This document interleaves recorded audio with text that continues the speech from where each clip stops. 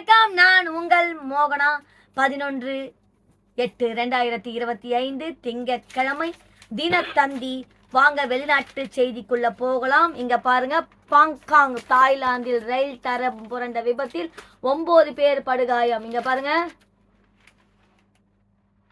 பாத்தீங்களா? படிக்கிறேன். ஆகஸ்ட் 11 தாய்லாந்தின் நரதிவாத் மாகாணம் சூக்காய் நகரில் இருந்து தலைநகர் பாங்காங் நோக்கி ரயில் ஒன்று புறப்பட்டது. சூய்புரி ரயில் நிலையம் அருகே சென்றபோது அந்த ரயில் திடீரென தடம் புரண்டது. இதில் ரயிலின் 3 பெட்டிகள் தண்டவாளத்தை விட்டு விலகின. இதனால் பயணிகள் அனைவரும் பயத்தில் கூச்சலிட்டனர். இதனை அடுத்து ரயிலுக்குள் சிக்கியவர்களை மீட்கும் பணி நடைபெற்றது. இந்த விபத்தில் சிறுமி உள்பட 9 பேர் படுகாயமடைந்தனர். மீட்பு படையினர் அவர்களை மீட்டு ஆஸ்பத்திரிக்கு கொண்டு சென்றனர். இதற்கிடையே விபத்து காரணமாக அந்த வழித்தடத்தில் சில மணி நேரம் ரயில் போக்குவரத்து பாதிக்கப்பட்டது. அடுத்தது உலகை சுற்றி பார்க்கலாம். அமெரிக்காவின் ஜார்ஜியா மாகாணம் அட்லாண்டா நகரில் சுகாதாரத்துறை தலைமை அலுவலகம் அமைந்துள்ளது. அங்கு அத்துமீறி நுழைந்த வாலிபர் திடீரென துப்பாக்கிச்சூடு நடத்தினர். இதில் பாதுகாப்பு பணியில் இருந்த ஒரு போலீஸ் அதிகாரி பலியானார். இது தொடர்பாக கென்சா நகரை சேர்ந்த பெட்ரிக் ஜோசப்பை வயது 30 போலீசார் கைது செய்து விசாரித்து வருகின்றனர். சீலியின் எல் டேனியன்டை தாமிர சுரங்கம் கடந்த மாதம் இடிந்து விழுந்தது. இதில் 5 பேர் பலியாகினர். இதனை அடுத்து இடிபாடுகளை அகற்றுவதற்காக அந்த சுரங்கம் மூடப்பட்டது. பணிகள் நிறைவடைந்த நிலையில் 10 நாட்களுக்கு பிறகு சுரங்கம் மீண்டும் செயல்பட தொடங்கி உள்ளது. ஜப்பான் தலைநகரம் டோக்கியோவை சேர்ந்த குத்துச்சண்டை வீரர் ஹிரோமோசா உரகாவா இவர் கடந்த ஒரு போட்டியில் யோஜி சைட்டை உடன் மோதினார். அப்போது அவர் தலையில் யோஜி தாக்கியதால் இரத்த கசிவு ஏற்பட்டது. இதற்கு சிகிச்சை பெற்று வந்த நிலையில் பலனின்றி ஹீரோ மாசா உயிரிழந்தார். ஆப்கானிஸ்தான் வெளியுறவு மந்திரி அமீர் கான் முந்தாகி பாகிஸ்தானுக்கு செல்ல திட்டமிட்டிருந்தார். ஆனால் அவரது பயணம் திடீரென ரத்து செய்யப்பட்டது. இதற்கு ஐநா பாதுகாப்பு சபையின் தடையை காரணம் என அங்குள்ள ஊடகங்கள் தெரிவித்துள்ளன. அடுத்து, முன்னாள் பிரதமருக்கு 20 ஆண்டுகள் சிறை. என்ஜாமினா ஆப்பிரிக்கா நாட்டில் கலவரத்தை தூண்டியதாக ரூபாய் 15 கோடி அபராதம். என்ஜாமினா ஆப்பிரிக்கா நாடான சாட்டில் கலவரத்தை தூண்டியதாக முன்னாள் பிரதமர் சக்சஸ் மஸ்ராவுக்கு 20 ஆண்டுகள் சிறை தண்டனை மற்றும் 15 கோடி அபராதம் விதித்து கோர்ட் தீர்ப்பளித்துள்ளது. எதிர்கட்சி தலைவர் ஆப்பிரிக்கா நாடான சாட்டின் முன்னாள் பிரதமர் சக்சஸ் மாஸ்ரா வயது 41. தற்போது பிரதான எதிர்கட்சியான லெஸ் டிரான்ஸ்பர் மோட்டார்ஸ் கட்சியின் தலைவராகவும் உள்ளார். முன்னதாக 2021ஆம் ஆண்டு அரசாங்கத்துக்கு எதிரான கிளர்ச்சி நடைபெற்றது. இந்த கலவரத்தில் 30 ஆண்டுகளாக நாட்டை ஆண்ட அதிபர் இஸ்ட்ரி டேனி இட்னோ கொல்லப்பட்டார். இதனால் அவரது மகன் மகமத் டேபி ஆட்சியை கைப்பற்றினார். பின்னர் இந்த ஆண்டு தொடக்கத்தில் அதிபர் பதவியை சட்டப்பூர்வமாக மாற்றினார்.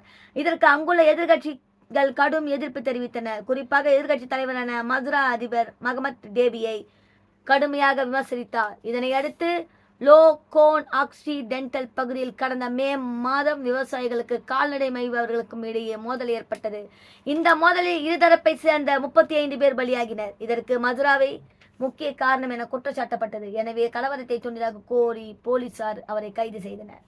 மேல்முறையீடு. இது தொடர்பான வழக்கு தலைநகர் என்ஜாமினாவில் உள்ள குற்றவியல் கோர்ட்டில் நடைபெற்று வந்த இதில் அவர் மீதான குற்றச்சாட்டு உறுதியானதால் மதுராவுக்கு 20 ஆண்டுகள் சிறை தண்டனை மற்றும் சுமார் 15 கோடி அபராதம் விதித்து கோர்ட் தீர்ப்பளித்துள்ளது. இந்த குற்றச்சாட்டை மறுத்துள்ள மஸ்ரா இதனை எதிர்த்து மேல்முறையீடு செய்ய போவதாக தெரிவித்துள்ளார். முன்னாள் பிரதமர் 20 ஆண்டுகள் சிறை தண்டனை வழங்கிய சம்பவம் ஷாட் அரசியலில் பரபரப்பை ஏற்படுத்தி உள்ளது.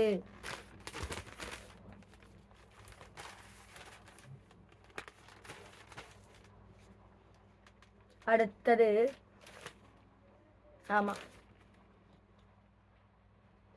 காசாவில் பாராசூட் மூலம் வீசப்பட்ட நிவாரண பொருட்கள் அடங்கிய பெட்டி விழுந்து சிறுவன் சாவு. ஆகஸ்ட் 11 இஸ்ரேல் காசா போர் கடந்த 20 மாதங்களாக தொடர்ந்து நடைபெற்று வருகிறது. இது லட்சக்கணக்கானோர் அங்கு வீடுகளை இழந்து தவிக்கின்றனர்.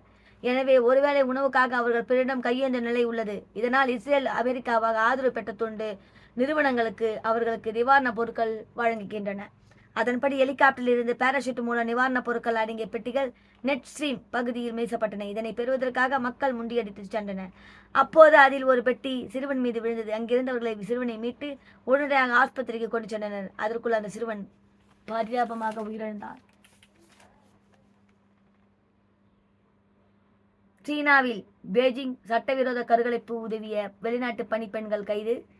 ஆகஸ்ட் 11 சீனாவின் தன்னாட்சி பிரசாத்தியமான ஹாங்காங்கில் கருக்கலைப்பு பல்வேறு கட்டுப்பாட்டுக்குள் உள்ளன. இதற்கிடையே ஒரு பெண்ணுக்கு உடல் நலக்குறைவு ஏற்பட்டதால் கிடைத்த தகவலின் பேரில் டாக்டர்களை அங்கு சென்றனர். அப்போது சட்டவிரோதமாக கருக்கலைப்பு செய்த அவர் தனது வீட்டில் அதனை மறைத்து வைத்து கண்டுபிடிக்கப்பட்டது. முதற்கட்ட விசாரணையில் தனது வீட்டு பணி பெண் மூலம் வெளிநாடுகளில் இருந்து மாத்திரையை வரவழைத்து கருக்கலைப்பு செய்தது தெரிய வந்தது. இதனையடுத்து இந்த சம்பவத்தை குறித்து போலீசார் தீவிர விசாரணை மேற்கொண்டனர். இதில் வெளிநாடுகளை சேர்ந்த 11 பேர் பல்வேறு இடங்களில் கருக்கலைப்புக்கு உதவி செய்து உறுதியானது. எனவே போலீசார் அவர்கள் அனைவரையும் கைது செய்து விசாரித்து வருகின்றனர். அவர்கள் பெரும்பாலானவர்கள் பிலிப்பைன்ஸ், இந்தோனேஷியா ஆகிய நாடுகளை சேர்ந்தவர்கள் என குறிப்பிடத்தக்கது.